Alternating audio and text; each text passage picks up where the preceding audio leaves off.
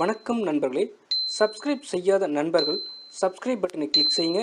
அப்படியே பக்கத்தில் இருக்கிற பெல் பட்டனையும் கிளிக் செய்யுங்க. தன்னுடைய சூட்கேஸை திறந்து பார்த்தவுடன் அலறி எடுத்து ஓடிவிட்டார் அந்த இளம்பெண். இங்கிலாந்தின் செஸ்டர் நகரை சேர்ந்த பெண் ஒருவர் இலங்கைக்கு 3 நாள் பயணம் வந்தார். ஊரெல்லாம் சுற்றி பார்த்துவிட்டு 4 நாட்களுக்கு முன்பு சொந்த நாடு திரும்பினார். வீட்டுக்கு போனதும் முதல் வேலையாக சூட்கேஸை திறந்து பார்த்தார் அந்த பெண்.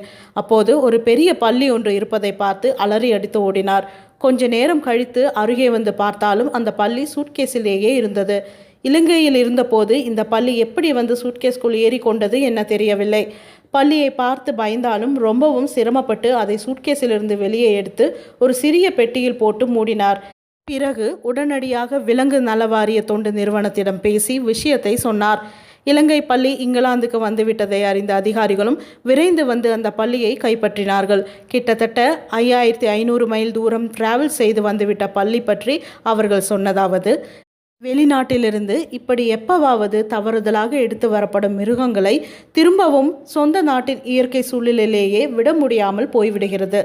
இலங்கை வானிலை வேறு, இங்கிலாந்தில் எப்பவும் ஜில்லுதான். எப்படியும் இந்த குளிர்ச்சியை இந்த பள்ளியால் தாங்க கொள்ள முடியாது. இப்படியே இங்கு விட்டாலும் இங்கிலாந்தில் அது சட்டப்படி குற்றம். அதனால் விலங்கு நல ஊழியரிடம் கொடுத்து இந்த பள்ளியை நன்றாக பராமரிக்க எடுத்து செல்லப்படும் என்றார். தமிழ் டேட்டா சேனலை பார்த்தமைக்கு நன்றி. சப்ஸ்கிரைப் பண்ணுங்க, லைக் பண்ணுங்க, ஷேர் பண்ணுங்க. தவறாம உங்க கருத்துக்களை கமெண்ட் பாக்ஸ்ல போஸ்ட் பண்ணுங்க. நன்றி.